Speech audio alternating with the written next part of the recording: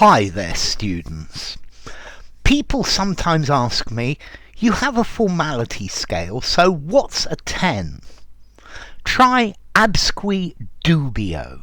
Absque Dubio. This is a legal term, I think mostly American.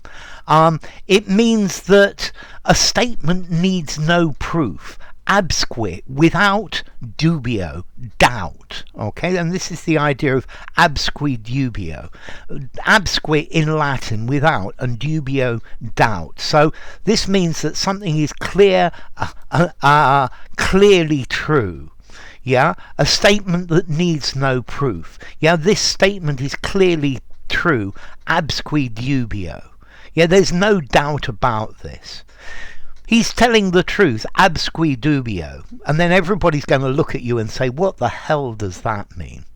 Yeah, a very, very formal legal term. It just means without doubt. You're not going to find it in most of the dictionaries. You have to look in a legal dictionary. This is technical legalese. Yeah, legalese. It means without doubt. It's so obvious you don't have to prove that it's true.